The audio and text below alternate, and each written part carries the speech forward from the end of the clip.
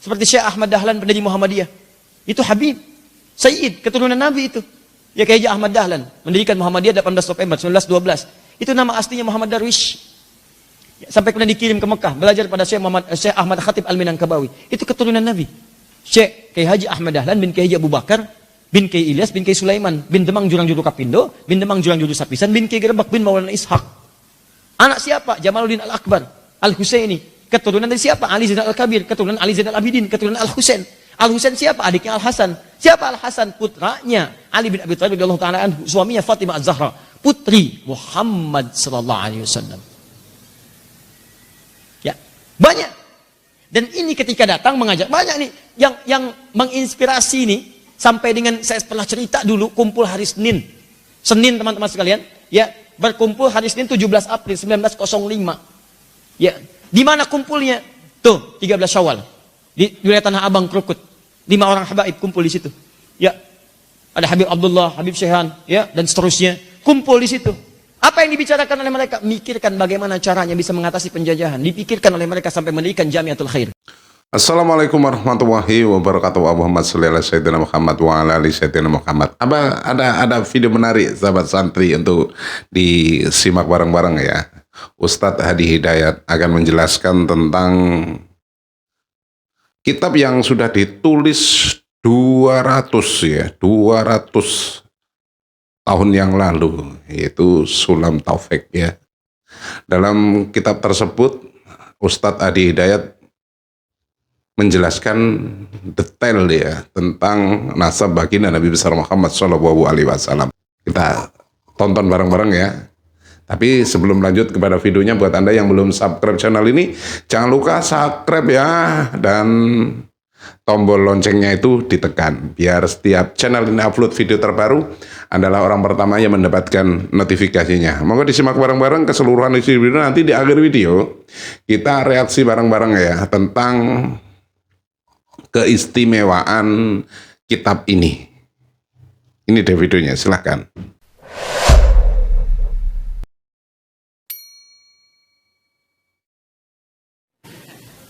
Bismillah, ini kitab yang sangat mulia isinya, dan ada keberkahan di dalamnya sampai ke bahan-bahannya, insya Allah. Apa isi kitab ini? Ketika saya baca-baca, saya bolak-balik, ini sebenarnya pembahasan yang nyambung. Saya duga kuat teman-teman sekalian, ini kitab ditulis oleh murid-murid para ulama di awal-awal, yang kemudian belajar dari guru-gurunya langsung, menuliskan kitab gurunya, disalin, dan diberikan penjelasan syarah di bawah keterangan gurunya itu. Ini yang saya pegang, ini adalah syarah dari kitab yang sangat fenomenal, tersebar luas di Nusantara. Kitabnya namanya Kitab Sulamut Taufik. Sulamut Taufik, saya bacakan ya. Ini kitab indah sekali, ini kitab ditulis oleh Syekh Abdullah Ba'dawi, di antara keturunan Nabi SAW, seorang sayyid beliau, seorang habib keturunan Hadramaut dari Tarim. Ditulis tahun 1241 Hijriah. Diselesai ditulisnya bulan Rajab 1241 Hijriah. Sekarang sudah 1440 Hijrah. Sudah berapa tahun? 199 tahun. 199 tahun. Pertanyaan saya, kapan itu nyampe ke Nusantara? Dulu kan belum ada pos, belum ada macam-macam. Ya, kemudian mohon maaf belum ada mesin tik zaman-zaman dulu itu. Makanya ketika Anda melihat ini kulitnya dari luar, kertas ini nggak akan beda dengan kertas-kertas yang kita dapatkan sekarang. Ini lain. Tapi yang paling dahsyat yang ingin saya sampaikan adalah ini kitab bukan Sulamut Taufiknya, matanya ini salinan, disalin. Dia ada yang membacakan, jadi ada yang bacakan, dari bacaan itu disalin supaya bisa disebarkan ke murid-murid di Indonesia. Ini dugaan saya yang pertama. Di Nusantara dulu Indonesia belum ada. Dari mana taunya? Teman-teman sekalian, karena manuskrip yang aslinya ditemukan kemudian di Hadramaut, ditahkik sekarang ya oleh Syekh Al-Jibti Al-Jilani, ditahkik, diteliti, didapatkan 5 manuskrip. Yang paling menarik, murid-murid yang dari sana, kita kan punya hubungan baik tuh dulu. Sampai banyak habaib tersebar di sini. Keturunan Nabi SAW. Banyak, dan banyak di antara mereka yang tidak memperkenalkan diri. Seperti Syekh Ahmad Dahlan pendiri Muhammadiyah. Itu Habib, Sayyid, keturunan Nabi itu. Ya kayak Haji Ahmad Dahlan, mendirikan Muhammadiyah 18 November 1912. Itu nama aslinya Muhammad Darwish. Sampai kemudian dikirim ke Mekah, belajar pada Syekh Ahmad Khatib Al-Minangkabawi. Itu keturunan Nabi. Syekh Kiai Haji Ahmad Dahlan bin Kiai Haji Abu Bakar, bin Kiai Ilyas, bin Kiai Sulaiman, bin Demang Jurang Juru Kapindo, bin Demang Jurang Juru Sapisan, bin Kiai Gerebek, bin Maulana Ishaq. Anak siapa? Jamaluddin Al-Akbar, Al-Husaini. Keturunan dari siapa? Ali Zainal Al-Kabir, keturunan Ali Zainal Abidin, keturunan Al-Husain. Al-Husain siapa? Adiknya Al-Hasan. Siapa Al-Hasan? Putranya Ali bin Abi Thalib radhiyallahu taala anhu, suaminya Fatimah Az-Zahra, putri Muhammad sallallahu alaihi wasallam. Ya, banyak. Dan ini ketika datang mengajak banyak nih yang menginspirasi nih, sampai dengan saya pernah cerita dulu kumpul hari Senin. Senin teman-teman sekalian, ya, berkumpul hari Senin 17 April 1905. Ya, di mana kumpulnya? Tuh, 13 Syawal. Di wilayah Tanah Abang Krukut. 5 orang habaib kumpul di situ. Ya. Ada Habib Abdullah, Habib Syekhan, ya, dan seterusnya. Kumpul di situ. Apa yang dibicarakan oleh mereka? Mikirkan bagaimana caranya bisa mengatasi penjajahan. Dipikirkan oleh mereka sampai mendirikan Jamiatul Khair. Didirikan oleh mereka. Dari situ kumpul lagi. Ya, 6 tahun setelahnya. Siapa yang kumpul? Syekh Ahmad Dahlan kumpul, yang dari Solo kumpul, dari Surabaya kumpul. Kumpul dibicarakan. Yang dulunya hampir ratusan tahun belum tercapai kemerdekaan, setelah peristiwa itu cuma 34 tahun. Yang dari Solo support dengan kekayaannya, hartanya. Yang dari Surabaya support dengan ilmu-ilmunya, tentang politiknya, tentang nasionalismenya, macam-macamnya. Yang dari sini support dengan nilai keagamaannya. Sampai proklamasi itu dikumandangkan di mana? Ya, di rumah wakaf seorang bernama siapa? Syekh Faraj bin Marta. Siapa Syekh Faraj bin Marta? Muslim, keturunan Yaman. Cinta dengan Indonesia, diwakafkan rumahnya di Jalan Pegangsaan Timur nomor 56. Cuman di buku sejarah sekarang itu cuman disamarkan Jalan Pegangsaan Timur nomor 56. Jalan Pegangsaan Timur nomor 56. Itu rumah-rumah siapa? Kan ada nomornya. Kalau nggak ada nomornya di jalan, mana ada proklamasi di jalan? Ada nomor siapa? Al Ihsan, alamatnya blok sekian, nomor sekian, tahu. Kalau nggak ada nomornya cuma di jalan Jinggamas, panjang nih, panjang. Jelas ya? Nah ini saya duga kuat ada murid-murid dari sana, Hadramaut, datang ke Nusantara, mendiktekan ini, kemudian ditulis oleh muridnya di sini. Apa buktinya? Buktinya ini ganda nih, dari kitab yang saya terima lebih daripada 10. Di 10 kitab ini isinya ada yang mirip-mirip dan tulisannya ada yang beda, khatnya. Ya, ada khatnya yang naskhi, ada khatnya rok'ah, beda-beda. Di ada 2-3 versi tulisan yang sama, maksudnya isinya sama, cuma jenis tulisannya beda. Ini menunjukkan yang nyalinnya bukan orang yang sama. Ya, tapi yang menarik, bentuk tempat menyalinnya, kertasnya sama. Dan dari kulit kayu sebagiannya. Dan yang paling dahsyat, perhatikan tintanya. Rayapnya tidak memakan tintanya. Abadi, Masya Allah sampai sekarang. Isinya ini yang Sulamut Taufik saya bacakan, masih terbaca dengan sangat sempurna sekali. Saya baca.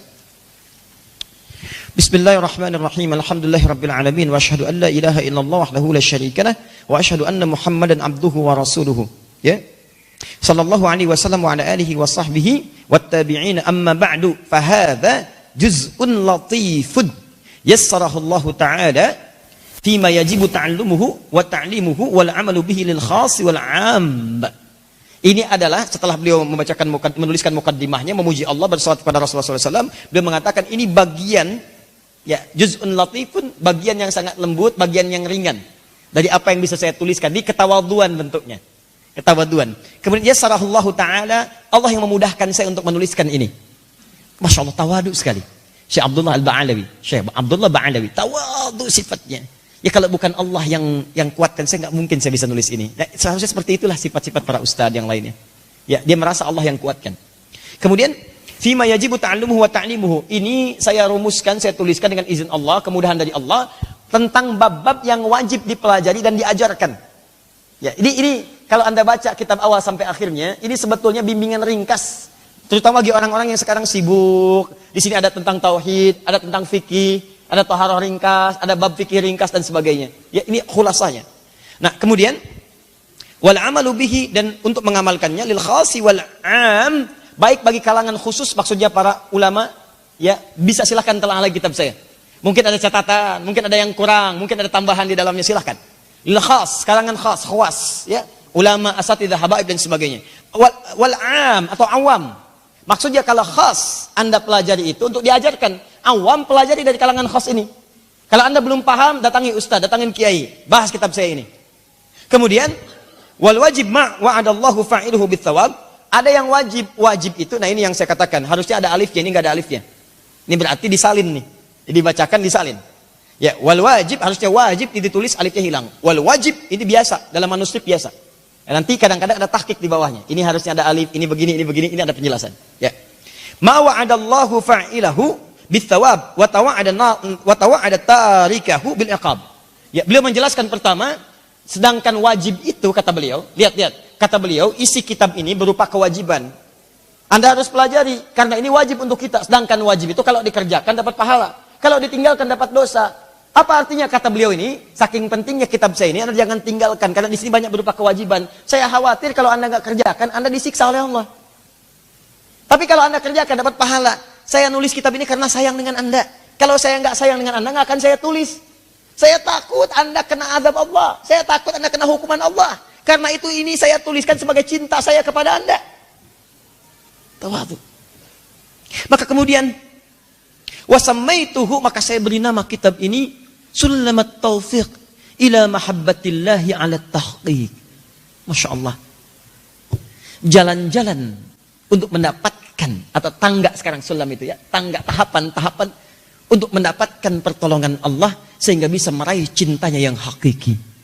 Seakan-akan beliau ingin mengatakan kalau Anda ingin mendapatkan cinta Allah, disayang oleh Allah, diberikan banyak pahala, maka saya tuliskan rumus-rumusnya, inilah tahapan-tahapannya. Baca kitab saya ini, maka insya Allah Anda diberikan taufik, bimbingan oleh Allah untuk mendapatkan cintanya yang sejati.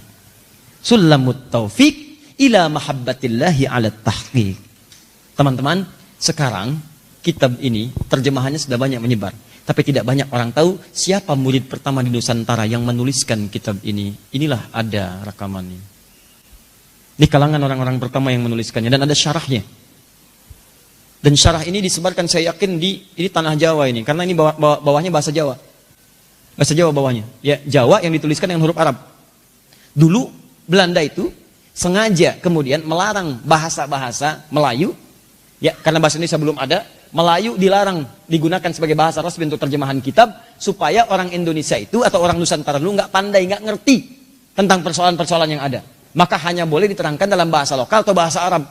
Makanya nanti sebagian kitab yang saya dapatkan itu nanti ada syarahnya dalam bahasa Arab. Bukan hanya satu kitab ini, tapi banyak beragam kitab. Ya, sekarang saya akan coba cari waktu, siapa, saya ingin coba diungkap siapa yang menulis kitab ini. Kalau ditemukan, kita akan menemukan guru-guru awal kita, pendahulu kita, yang kita akan tahu bagaimana cara mereka berjuang. Yang paling menarik, kok bisa mereka menemukan tinta yang bertahan sampai dengan sekarang. Ini bertahan nih, tintanya bertahan. Kalau 199 tahun yang lalu itu diajarkan, kemudian dibawa ke Nusantara pada saat itu misalnya, 1323 aja, itu pertemuan perkumpulan yang di Tanah Abang Krukut itu. 1241 beres kitab ini ditulis bulan Rajab. Kalau pada saat itu, taruhlah kemudian 50 tahun setelahnya datang ke Nusantara ke sini, berarti paling minimal usia ini kurang lebih 100 tahun lebih lah, 150 tahunan. Tintanya abadi sampai sekarang. Apa amalan orang-orang ini yang saat menulis itu tintanya diabadikan oleh Allah?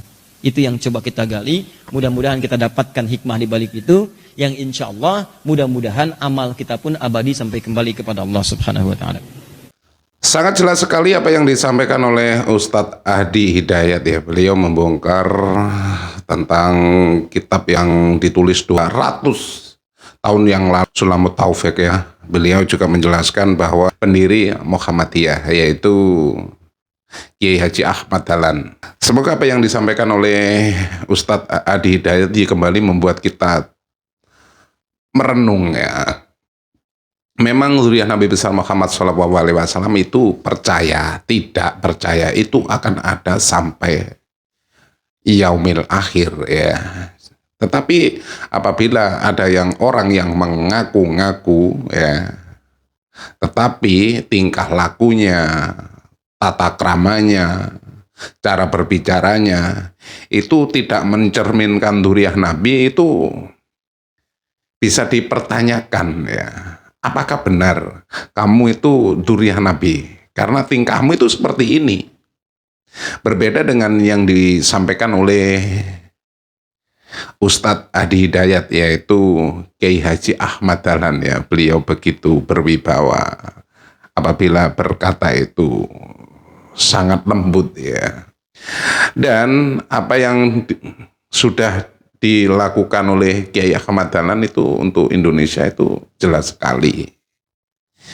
Jadi apabila ada oknum ya yang mengatasnamakan durian api itu memang perlu dipertanyakan apabila ciri-cirinya itu sama sekali tidak mencerminkan durian api. Dan tidak salah juga tesis Kiai Haji Imaduddin Usman Al-Bantani itu mempertanyakan, karena tesis Kiai Haji Imaduddin Usman Al-Bantani itu sebenarnya hanya ingin meluruskan, hanya ingin membersihkan orang-orang yang menisbatkan dirinya kepada baginda Nabi besar Muhammad SAW ini ingin ingin dicari ya dalam tesisnya Kiai Haji Imaduddin Usman itu, kalau kita tangkap seperti itu, ingin membersihkan nasab suci baginda Nabi besar Muhammad SAW dari orang-orang yang hanya ingin meraup keuntungan dari nama besar tersebut. Sahabat santri yang dirahmati Allah, terima kasih ya karena sudah klik video ini. Semoga video ini bermanfaat, dan apabila bermanfaat silahkan di like, di komen, dan di share ya. Kita tinggalkan jejak Anda di kolom komentar ya, biar nanti pembahasannya itu tambah asik untuk disimak bareng-bareng. Dan terima kasih juga buat Anda yang sudah subscribe dari awal sampai akhir. Saya ucapkan terima kasih, dan apabila ada tutur kata saya yang kurang berkenan di hati Anda, izinkan saya mohon maaf yang tak terhingga. Akhirul kata saya akhiri sampai di sini, dan wassalamualaikum warahmatullahi wabarakatuh.